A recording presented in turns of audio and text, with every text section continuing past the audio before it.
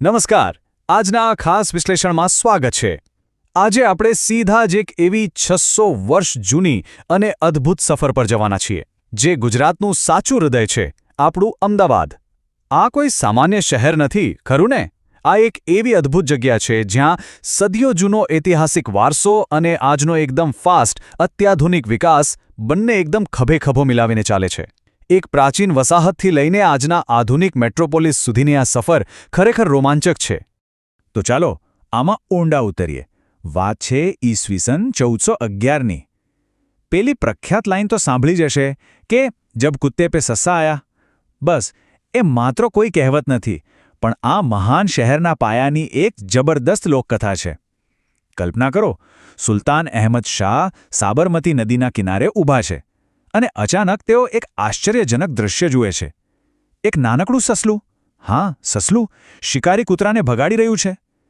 આ જોઈને સુલતાન દંગ રહી ગયા અને વિચાર્યું કે ભાઈ આ માટીમાં જ કંઈક અલગ તાકાત છે. તેમણે તરત જ નક્કી કર્યું કે જ્યાં એક નાનકડું સસલું પણ આટલું નીડર બની શકે ત્યાં જ શહેર બનવું જોઈએ. અને આમ તેમના જ નામ પરથી સ્થાપના થઈ અમદાવાદની. આજના આ વિશ્લેષણમાં આપણે આખી યાત્રાને 5 ઝડપી વિભાગોમાં જોઈશું: સ્થાપના અને લોકકથા, પ્રાચીન કિલ્લાઓ અને સ્થાપત્ય, ગાંધીવાદી યુગ, આર્થિક ઉત્ક્રાંતિ અને છેલ્લે આધુનિક હેરિટેજ સિટી. તો શરૂઆત કરીએ પહેલા વિભાગથી, સ્થાપના અને લોકકથા. ચાલો આગળ વધીએ અને જોઈએ કે આ કેવી રીતે આકાર લે છે. આ 4 વર્ષ ખરેખર બહુ જ મહત્વના છે. 1411માં પાયો નખાયો અને જોતજોતામાં 1424માં તો ભવ્ય જામા મસ્જિદ બની ગઈ.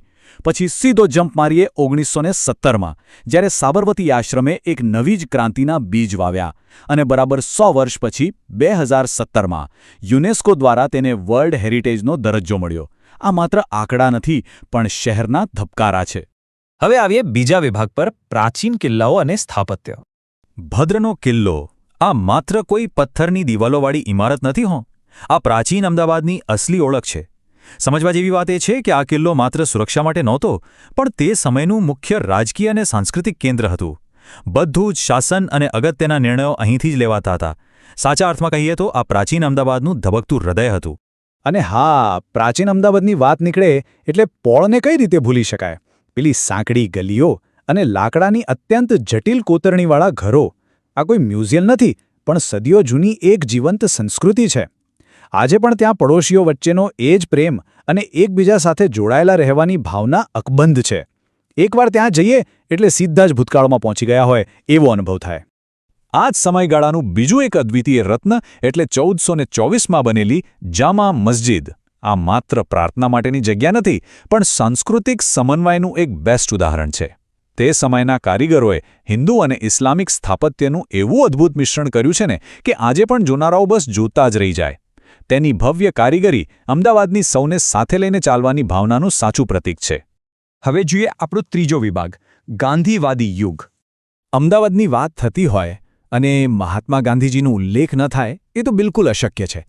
1917માં ગાંધીજીએ સાબરમતી નદીના કિનારે આશ્રમની સ્થાપના કરી. આ એ જ ઐતિહાસિક ભૂમિ છે જ્યાંથી આપણા ભારતની સ્વતંત્રતાની સૌથી મોટી ચળવળોએ આકાર લીધો હતો. તો અહીં સૌથી મહત્વનો મુદ્દો એ છે કે આ આશ્રમ કોઈ સામાન્ય રહેઠાણ નહોતું. આ એ જ ભૌગોલિક બિંદુ હતું જ્યાંથી ઐતિહાસિક દાંડી યાત્રાની શરૂઆત થઈ હતી. અહિંસા અને સત્યનો જે મેસેજ આજે આખી દુનિયા અપનાવવા માંગે છે, તેનો જન્મ અહીંથી જ થયો હતો. આજે પણ લાખો લોકો માટે આ જગ્યા શાંતિ અને પ્રેરણાનો એક બહુ મોટો સ્ત્રોત છે. ચાલો હવે વાત કરીએ ચોથા વિભાગની, આર્થિક ઉત્ક્રાંતિ. અને આ સુંદર રીતે દર્શાવે છે કે અમદાવાદે સમયની સાથે પોતાને કેવું જબરદસ્ત રીતે બદલ્યું છે. એક સમય એવો હતો જ્યારે અહીંની અસંખ્ય કાપડ મિલોને કારણે તેને ભારતનું માન્ચેસ્ટર કહેવાતું. ટેક્સટાઇલ તેનો જીવ હતો. પણ આજે આ જ શહેર આઈટી હબ, સ્ટાર્ટઅપ્સ અને આઈઆઈએમ જેવી વૈશ્વિક શૈક્ષણિક સંસ્થાઓનું આધુનિક કેન્દ્ર બની ગયું છે. આ ગજબનું ટ્રાન્સફોર્મેશન છે.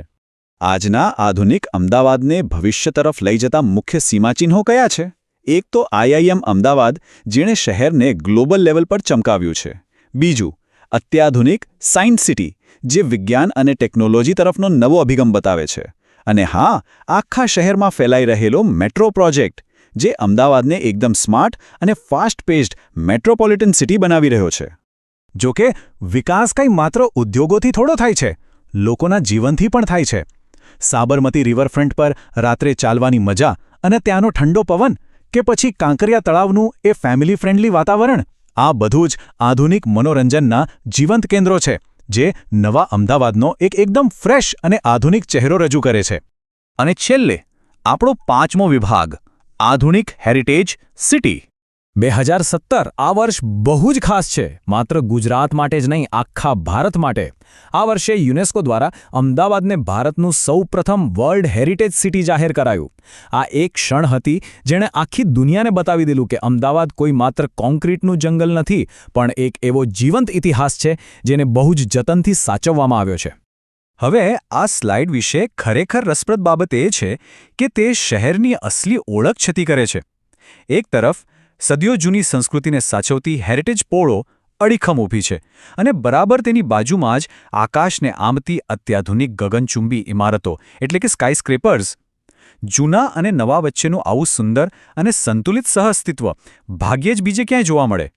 આ વિશ્લેષણના મૂળ સ્ત્રોતમાં બહુ જ સાચી વાત કહી છે કે અમદાવાદ એ માત્ર ઇમારતો અને રસ્તાઓનો સમૂહ નથી, તે સંસ્કૃતિ, પરંપરા, ઔદ્યોગિક સાહસ અને આધુનિક વિકાસની એક જીવંત કહાની છે. લેખના અંતે આ ભાવનાને જય જય ગરવી ગુજરાતના ગૌરવશાળી નારા સાથે બિરદાવવામાં આવી છે, જે ખરેખર આ પ્રદેશ પ્રત્યેના ગર્વને બતાવે છે. તો અંતે એક પ્રશ્ન વિચારવા જેવો છે. આજે જ્યારે દુનિયાના અનેક ઐતિહાસિક શહેરો આધુનિક બનવાની દોડમાં પોતાની ઓળખ ગુમાવી રહ્યા છે, ત્યારે અમદાવાદની જેમ પોતાના પ્રાચીન વારસાને જીવંત રાખીને સાથે સાથે હાઈટેક ભવિષ્ય બનાવવાની આ અદ્ભુત ક્ષમતામાંથી અન્ય શહેરો શું શીખી શકે? આ એક બહુ જ નાજુક બેલેન્સ છે, અને અમદાવાદ તેનો બેસ્ટ દાખલો છે. આજના આ વિશ્લેષણમાં જોડાવા બદલ ખૂબ ખૂબ આભાર. નવું જાણતા રહીએ અને વિચારતા રહીએ.